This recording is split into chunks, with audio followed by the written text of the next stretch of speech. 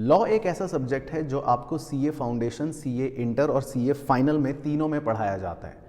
अब ये सब्जेक्ट आप सभी बच्चों अपने दिल पर हाथ रख के बोलना कि सीए फाउंडेशन में पढ़ते पढ़ते ही आपको लगा कि ये सबसे मुश्किल है।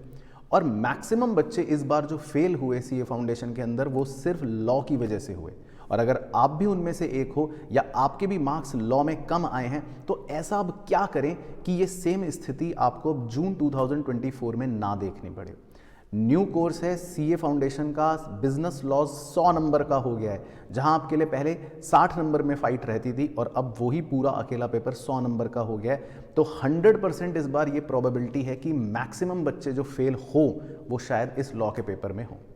मैं आपको अपने बारे में एक छोटा सा फैक्ट बता देता हूं कि मैंने सीए इंटर और सीए फाइनल दोनों में ही अपने लॉ के एग्जाम में एग्जेम्पशन स्कोर करे थे और मुझे अच्छे से पता है कि लॉ में कैसे मार्क्स लाए जाते हैं। मैं आपको 5 चीज़ें बताऊंगा, लेकिन आपको वो 5 चीज़ें बिल्कुल फॉलो करनी है। मैं कोरे कागज़ पर लिखकर आपको दस्तखत के साथ ये कह सकता हूं कि अगर आपने 5 बातें फॉलो करी तो 100% आपके लॉ के मार्क्स जो अभी आए हैं उससे बहुत ज़्यादा आएंगे, या अगर आपको लॉ को लेकर डर लगता है तो वो डर भी आपका दूर हो जाएगा। इस वीडियो को एंड तक ध्यान से देखना और अपने सभी दोस्तों के साथ शेयर कर देना। अभी कर दो, वीडियो चाहे बाद में आकर देखना। देखो, सबसे पहली चीज़, लॉ के अंदर आप कसम खा लो कि आपको रीडिंग्स लेनी है। और रीडिंग से मेरा मतलब है कि चाहे समझ आए या ना आए, सबसे पहला काम यही करना है कि आपको रीडिंग्स लेनी है। तो जब मैं लॉ पढ़ता था तो मेरे पास लॉ की जो बुक या नोट्स होते थे मैं रीड करता था। एक बार रीड करना है, समझ जितना भी आ रहा है ठीक है, वेल एंड गुड, नहीं भी आ रहा कोई बात नहीं, रीड करना है, रीड करना है। तो आपको ये कसम खानी है कम से कम कि आप 10 बार रीडिंग्स तो ज़रूर लोगे। अब सुनने में बड़ा अजीब लगेगा कि 10 बार सर, हाँ 10 बार रीडिंग्स ज़रूर लोगे। और मैं तो कह रहा हूँ इसको बीट करो, और ज़्यादा करो, और ज़्यादा करो। सबसे पहली चीज़। दूसरी टिप, बहुत बच्चे गलती करते हैं, आपने भी करी होगी, कमेंट कर देना। आप सोचते हो कि ये सारे टॉपिक्स मैं क्यों पढूं? कुछ टॉपिक को आप ज़्यादा इंपॉर्टेंस देते हो, अच्छे से पढ़ते हो, याद करते हो, कुछ को आप छोड़ ही देते हो, आपको लगता है तो बहुत बेकार है। ऐसा नहीं होता लॉ में, कोई भी टॉपिक लॉ में बेकार नहीं होता। आप मुझसे लिखवा के ले लो, जो टॉपिक आप छोड़ दोगे ना लॉ में एग्जाम में वही आ रहा होगा, पक्की बात है 100%। तो लॉ में ये गलती मत करना कि आपने कुछ छोड़ा है। 100% टॉपिक्स करके जाने हैं, सेम इंटेंसिटी से करना है। जब आप पहला पेज पढ़ते हो तो सब अच्छे से पढ़ लेते हो, कॉन्ट्रैक्ट क्या है, एग्रीमेंट क्या है, कंसीडरेशन।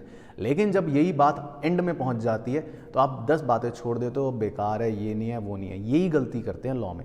लॉ तो लॉ है, कानून तो कानून है भाई। कानून का मतलब क्या है कि ये भी कानून है, ये भी कानून है। ये थोड़ी ना कि पहला चैप्टर है तो अच्छे से पढ़ रहे हो जी, ये पूरा कानून है, आखिरी चैप्टर है तो ये बेकार कानून है। कानून के लिए थोड़ी ना चैप्टर्स बने हुए हैं, कानून तो कानून है। तो आपको लॉ में कभी भी सॉर्टिंग नहीं करनी कि ये टॉपिक इंपॉर्टेंट है, ये कम इंपॉर्टेंट है, वो पढ़ो, ये पढ़ो, ऐसा नहीं करना, मेजर गलती। तीसरी चीज़, क्या आप कभी लॉ ये सोच के पढ़ते हो कि ये क्यों हुआ है?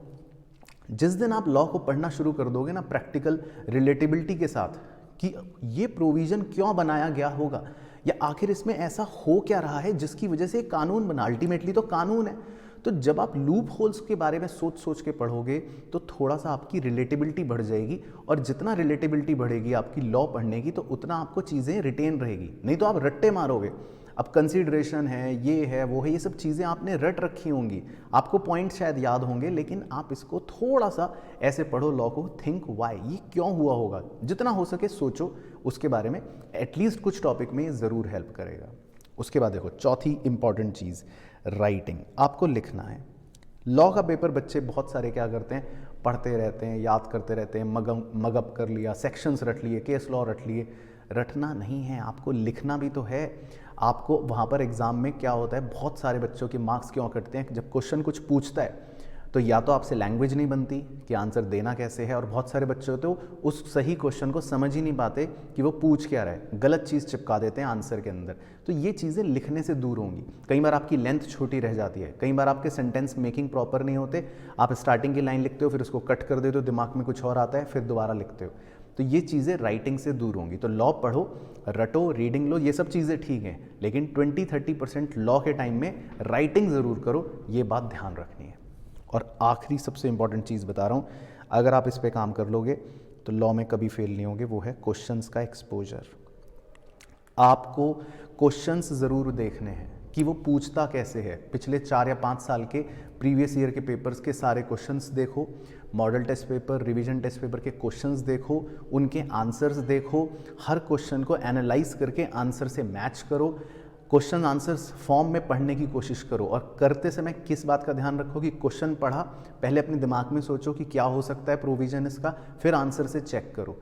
तो जितना क्वेश्चंस का एक्सपोजर लोगे ना आप, जितना ज़्यादा, क्योंकि देखो लॉ में यही चीज़ सिक्योर करवाती है मार्क्स। जब मैं एग्जाम देने बैठा था तो मैंने इतने क्वेश्चंस का एक्सपोजर ले लिया था कि हर क्वेश्चन मुझे कहीं ना कहीं लिंक कर गया कि ये तो उस क्वेश्चन से ऐसे रिलेट कर रहा है, ये उस पेज पर था। तो आप रीडिंग्स जितनी मैक्सिमम लोगे, जितने क्वेश्चंस का एक्सपोजर लोगे, ये 2 टिप ही 100% आपके लॉ के मार्क्स को बढ़ा देंगी। और थोड़ा सा प्रैक्टिकल रिलेटिबिलिटी रखो, लिखने की हैबिट डालो, राइटिंग की, और 100% टॉपिक करके जाओ। लॉ में तो तुक्केबाजी बिल्कुल मत करना कि ये छोड़ लो, वो कर लो। बस इन 5 बातों को अगर आपने कर लिया तो आप 100% देखना लॉ में सेफ रहोगे। तो ध्यान रखना, सीए फाउंडेशन इस बार 100 नंबर का लॉ है, तो आपको अभी से कंसिस्टेंट रहना है। डेली, मैंने पिछली वीडियो में भी बताया था, लॉ ज़रूर पढ़ना है। बाकी वीडियो पसंद आई है तो लाइक ज़रूर कर देना, और कमेंट करके मुझे बता देना कि क्या आप अगले बाकी सब्जेक्ट्स के लिए भी ऐसी ही वीडियो चाहते हो, तो मैं उस पर भी ज़रूर आपको अपनी एक्सपर्ट राय दूंगा। और अपनी अच्छी तैयारी आप करते रहना, प्लेलिस्ट फॉलो करते रहना। All the best.